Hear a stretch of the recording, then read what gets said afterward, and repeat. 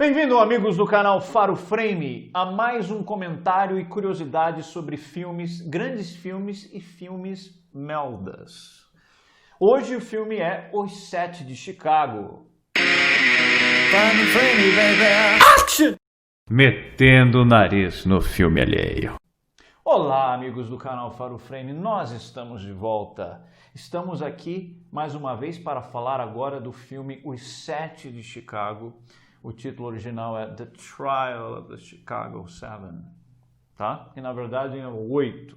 O filme conta a história de um caso, né, no tribunal, como é que se chama? Fala isso em português, Gustavo. O que exatamente? É uma prosecution, como é que é? Uma acusação, foi na verdade um julgamento político. Julgamento. Então, julgamento, você não sabe o que é. Eu sou... Olá. Esse filme conta a história do julgamento de 8 pessoas, né, envolvidas. São 8 manifestantes, militantes, líderes de militância. Líderes de militância. Eles vão protestar contra a guerra no Vietnã, em Chicago, né? Eles são acusados de cruzar linhas estaduais, é um crime federal, meio que inventado ali, né? Uma coisa meio, né? Como se falou, um julgamento político. E o filme conta a história, uma história verídica desse julgamento dos 8. Na verdade, são 8, a gente vai explicar por quê. Gustavo, você gostou desse filme? Você aprova, você recomenda? Sim. Você condena esse filme? Filme bom, ele traz uma dinâmica, uma temática boa para se refletir hoje. Como você disse, é um julgamento de um crime ali mais ou menos inventado, porque naquele momento histórico dos Estados Unidos, só lembrando, esse protesto aconteceu em 68, líderes de movimentos militantes muito voltado para o lado de estudantes e outros grupos, né? Eles faziam movimentos, militância contra a guerra e contra outras coisas nos Estados Unidos, né? Então tinha várias lutas e uma das lutas era contra a guerra do Vietnã.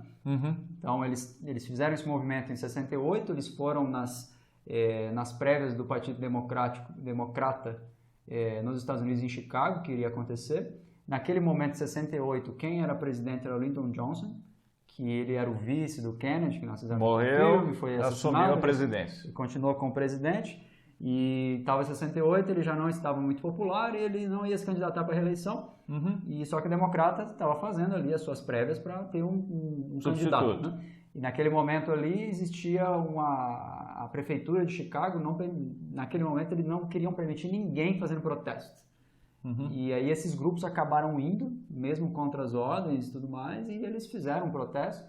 E foi conhecido aquele protesto por teve uma reação das forças policiais muito forte, muito veemente. Que foi aí que deu um problema. Um banho de sangue ali, né? Isso. Muita gente foi presa, foi espancada, isso, aquilo, outro. Disseram que a polícia de fato teve, alguns anos depois, a polícia realmente reconheceu que a força foi muito excessiva. Então eles acuaram os protestantes, fizeram toda uma mecânica que não era para ser um protesto pacífico, mas virou uma guerra campal. Uma porradaria. E aí, quando entrou o Nixon em 69, de 68 para 69, que aí o Nixon era do Partido Republicano, ele fez todo um afã político, e as lideranças que entraram ali, né, as lideranças da Procuradoria Geral dos Estados Unidos, eles quiseram dar um exemplo para os protestantes, militantes que existiam na época, falando assim, olha, nós vamos pegar lideranças de vários grupos, entre eles os Panteras Negras, os Yuppies, que tem uma visão um pouco parecida com os hippies ali, que eram... Yuppies ou Yippies? Whips, perdão, é o Yippies. Eu estou aqui para evitar que esse tipo de erro passe. O Yuppies é um outro movimento também que surgiu nos anos 80, mas esse é Yippies, com Y. Exato. Só uma pergunta que não estava nem no roteiro. Agora mesmo você falou um negócio. Os Panteras Negras foram processados? Não. Protestar. Eles foram protestar contra a guerra no Vietnã também? Também. Eu achei que os Panteras Negros só que era mais os direitos dos negros. Não, mas na verdade... Foi mesmo? Você viu isso? Foi. Então tá bom. 68, vários grupos negros envolvendo as lideranças negras, né, como Martin Luther King, que foi assassinado em 68, ele também estava lutando contra a guerra. Não, mas Martin Luther King, eu entendo. Martin Luther King, sim. Mas os Panteras Negras, apesar de ser um movimento um pouco mais duro, que ele não era tão pacifista, eles também estavam ali para lutar contra a guerra. Tá. Então, naquele momento do Chicago ali, tinham vários grupos que estavam protestando contra a guerra. E aí essa turma que entrou do novo governo quis fazer um julgamento de trazer aqueles sete líderes, que depois nós vamos mostrar aqui quem são, mais o líder do Panteras Negras, e queria fazer um julgamento para falar, olha, eles formaram como se fosse uma quadrilha, cruzaram fronteiras, fizeram protestos não autorizados. Uma conspiração, né? Fizeram protestos não autorizados, e com isso nós temos uma lei aqui que vão prendê-los por 10 anos. Eles descobriram a lei, eles encavaram, tem uma lei aqui, né? Que nunca tinha sido aplicada. Esse filme ele tem 4 cenários ou palcos, assim, mais ou menos. Né? Tem a questão do julgamento, dentro do tribunal.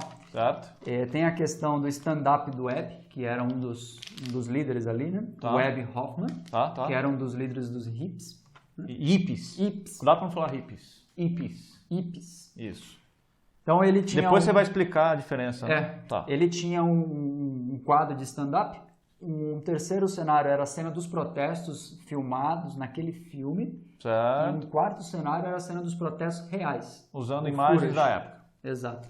Então esses 4 elementos são ali levados pelo nosso querido diretor Aaron Sorkin, e ele consegue amarrar tudo isso e mostrar o clima de como era ali aquele julgamento. Né? Já que você falou do cenário, deixa eu entrar agora, só para não perder esse ensejo. Eles têm imagem do tribunal original, obviamente, né? E uma coisa que o Aaron Sorkin, que é o diretor, não gostou foi que ele achou que o tribunal original não tinha a menor cara de tribunal. Porque, de fato, não sei se você já viu, até aqui em julgamentos no Brasil, às vezes tem um tribunal que você não espera aquela coisa imponente, né? O juiz sentado lá em cima. Às vezes é uma sala. Uma sala normal, né? Uma mesa e tal. Então ele falou, não, isso aí a gente não vai usar, a gente vai mentir. Aí ele falou, ó, isso aí eu não sou jornalista e tal, vou contar uma história. Então ele criou um tribunal com aquela imagem imponente. Isso é um. Outro cenário que você falou é o Hyde Park em Chicago, né? Que foi o lugar onde foram feitos os protestos. Os protestos. Né? Então, eles filmaram o tribunal é um cenário em New Jersey. O Hyde Park foi usado, sim, para fazer a filmagem dos protestos. E uma coisa curiosa, eles usaram policiais de folga. Você sabia disso? Sim. Para fazerem papéis dos próprios policiais. Né? E eles fizeram lá e tal, então eles sabiam como se comportar, enfim, essas coisas. Tinha um treinamento, né? Tinha um treinamento, né? A gente está começando a falar do diretor aqui, o Aaron Sorkin. Esse filme ele foi roteirizado, né, inicialmente pelo Aaron Sorkin, lá em 2007. E o projeto original era para ter o Steven Spielberg como diretor. Foi o Aaron Sorkin que escreveu? Sim. Ele roteirizou e posteriormente veio a dirigir, né? Porque acabou dando um problema, Steven Spielberg estava cotado, ia fazer, mas daí ali em 2007, você lembra, teve a greve dos roteiristas, trouxe um maior problema para várias séries, filmes. Lost ficou uma merda depois disso, Prison Break. Os cortes de orçamento e tudo mais, né? E aí Steven Spielberg acabou desistindo do projeto. Né? Quando ele estava lá no projeto ainda, ele tinha cotado pro Will Smith ser o líder dos Panteras Negras, que era o Bob Seale. O Smith era grande na época. E um outro cara que era interessante, que era naquela época ali, era o Heath Ledger, que ele foi ser entrevistado, mas um dia antes de ele fazer a entrevista, ele acabou tendo aquela overdose e acabou sendo encontrado morto. Né? Ele ia ser fazer entrevista com o Steven Spielberg, não conseguiu fazer entrevista. E acabou que o Aaron Sorkin pegou esse projeto agora por ser uma coisa atual, por ter esse episódio recente aí esqueci o nome do rapaz que foi sufocado no meio da rua pelos policiais, né?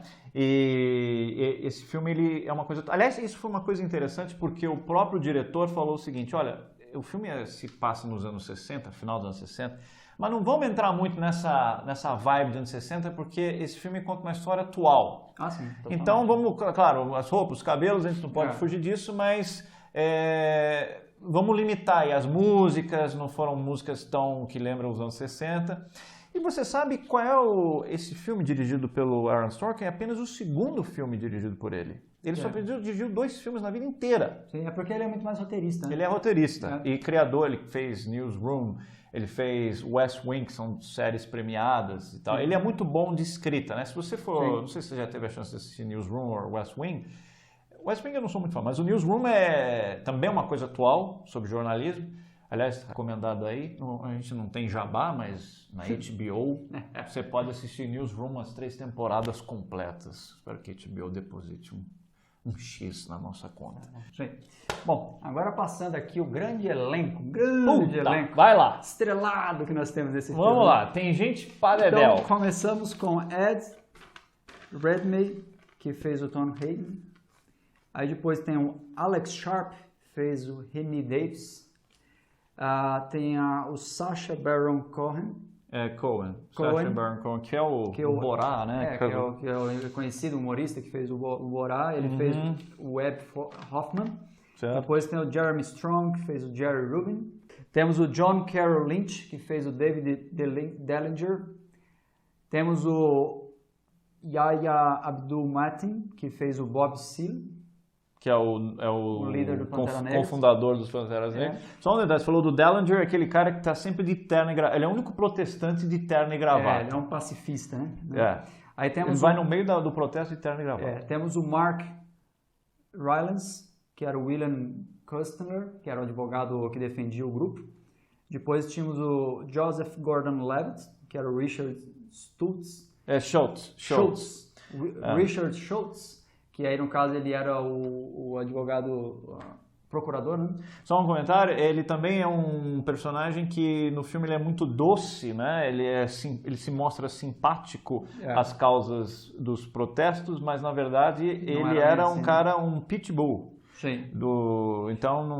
Aí temos deu uma mudada aí, né? Noah Robbins, que Weiner. Também tem um fato curioso que o juiz o chama de Wiener, que significa salsicha. Então, senhor Wiener, meu nome é Weiner.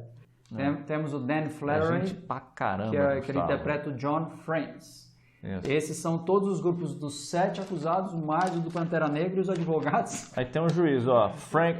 Aliás, o juiz a gente tem que pedir desculpa porque a gente fez o vídeo do Boa Noite, Boa Sorte, não falou o nome dele, que é um puta ator, que o cara, quer dizer, ele nem é coadjuvante, pode chamar de coadjuvante? Não, acho que ele é bom. Pode ser, é o Frank Langella, que, puta, é um cara que qualquer papel que o cara pega, na minha opinião, assim, é um dos melhores atores. Sim. E o juiz era importante, porque o juiz era um idiota, né? Porque na verdade ele era pró-establishment. Ele queria levar para acusar, independente, não ouvia muito, não seguia muitos hits corretos. Mas digo que ele é idiota porque teve um episódio dos nomes lá. And the record should reflect that defendant Hoffman and I are not related. Father, no. Por último aqui, mas não menor, Michael Keaton, que fez também uma pontinha nesse filme. Continuando com os personagens, temos o personagem do Webb, né? O Webb Hoffman, que ele é importante na história. Ele foi interpretado pelo Sacha Cohen. Isso. E ele, como falamos, né? Ele é o humorista que fez o Borá. E ele é um humorista britânico, então ele teve receio quando ele foi fazer um filme mais sério, por levar ele a sério de fato e fazer um sotaque americano que não fosse caricato, né? Isso foi uma coisa que... Mas o sotaque dele foi meio, né? Não sei se... de vez em quando... A sorte dele é que, assim, o pessoal que está assistindo... Eu fui ver isso depois. O personagem que ele interpreta é de Boston. Em Boston tem uma coisa assim, falam car, get in the car, I'm in the car, e o britânico tem. Então, acho que, não sei se ele falou, eu vou forçar aqui esse sotaque, não sei, né? Sim. Mas, enfim, ele fez um ótimo papel. Então, o Webb, ele é membro Two thumbs up. Ele é membro fundador dos Whippies, que não se confunda com os hippies. Hippies. Qual a diferença? O Whippies é o Youth International Party, que é o Partido da Juventude, Partido Internacional da Juventude. Ele é um grupo... É um partido político? Não sei se ele é um partido político, mas ele é um grupo que foi fundado em 67, que a ideia é parecida com a questão do conceito hippie. Ele é contra a cultura, ele também é contra a guerra, tem essa questão de ser um pouco... Só que uma coisa interessante dele é que ele era bem teatral, então ele fazia coisas meio absurdas, assim, né? Ele fez um movimento uma vez que elegeram um porco como se fosse o candidato a presidente. Então você poderia votar no porco, né? Então eles faziam campanha, votem nesse porco e tudo mais. Né? Então, eles eram bem teatrais, eles eram bem anarquistas, né? Faziam movimentos que iam muito contra a cultura americana da época. Então era uma coisa que era um protesto pacífico, mas ao mesmo tempo impactante. Debochando, né? Mais deboche também, né? Bastante humor. É só importante falar, eu perguntei se era partido político, porque existe essa falsa crença que apenas existem dois partidos nos Estados Unidos, que é o republicano e o democrata, que não é verdade. É que eles são os maiores e eles dominam, mas tem partido libertário, que já é um pouquinho maior, partido verde, enfim, tem partido, igual aqui, tem um monte de partido. Temos algumas coisas de problemas factuais nesse, como a gente comentou, né? Ele traz ali um enredo para poder falar de uma história real, mas não se faz todos os itens de história real, né? Por exemplo, De propósito, inclusive. Por exemplo, o David Dillinger não agrediu ninguém naquele julgamento lá, ele vai dar um soco no cara, porque ele sempre foi pacifista. É verdade. Muito pacifista. Então ele teve, e uma outra coisa interessante lá no filme, o dado momento que eles vão ler uma lista de mortos no Vietnã. Quem leu essa lista foi o Dillinger, não foi o Tom Hayden. Né? Isso é uma outra coisa factual. E não foi no final do julgamento. Foi no meio, e o cara já foi preso, nem deixaram falar Foi muito. bem no início, né? E o juiz nem estava presente, ele entrou durante a leitura. Já deu desacato no cara. E uma outra coisa é que o Bob Seale, que é o líder dos Panteras Negras, ele acontece aquilo lá de o cara ser amordaçado, né? Que era chocante, né? Só que essa questão de amordaçado não ficou por um pouco tempo. Ficou por meses. O juiz exigiu que ele comparecesse toda vez, quando estivesse sendo julgado ali, tivesse amordaçado e acorrentado. É uma coisa bizarra, né? Pra quem não sabe, pra quem não viu, tem uma cena, tem esse líder dos Panteras Negras, que é um senhor negro, que ele tá sem o advogado dele presente. Então ele quer falar, e o advogado não tá, porque o advogado passou por uma cirurgia, ele não teve tempo. Então ele começa a interromper o juiz e tal, e o senhor calha a boca, é um desacato, calha a boca, ele não vou calar, aí amarraram ele como um animal. E aquela questão de ser espancado lá, eu tenho certeza que deve ter sido. Deve mais até. O juiz virou e falou assim, dá um jeito nele lá, faz o que ele merece. Se for aquilo que o juiz falou, que ele dê o tratamento que ele merece, que ele fala assim, dê um tratamento, aquele jeitão dele, guardas, dê um tratamento que ele merece. Aí ele fica amordaçado, mas de fato a parte real é que ele sai do julgamento, né? Sim. Qual é o termo que se chama? Tem um termo, foi anulado o julgamento dele e tal? Acho que foi desmembrado, né? Alguma coisa, porque o advogado não estava presente e tal, ele foi, aí virou de novo, porque por isso que a gente estava falando nisso, que era Chicago, 8 de Chicago, porque ele era o 8º membro. Sim. Aí ele sai e ficam os 7. Acho que é isso, Pedro. Bom, Tem então... alguma coisa? Não, eu tô doido agora para a sequência, que é os 8 de Chicago, né? É isso aí. Os 9 de Chicago, né? Brincadeira. 7 Chicagos e um segredo, né? Bom, pessoal, então esse foi o nosso comentário, as curiosidades, espero que vocês tenham gostado. E semana que vem, domingo tem... Na Panapa. Não sabemos se vai ter na Panapa. Sempre tem. Bom, a gente sempre volta, a gente não vai desistir assim. É tão fácil. Vai ter alguma coisa, nem que seja um programa de entrevista. Tchau! Vamos lá. Senhores... Metendo o nariz no filme alheio.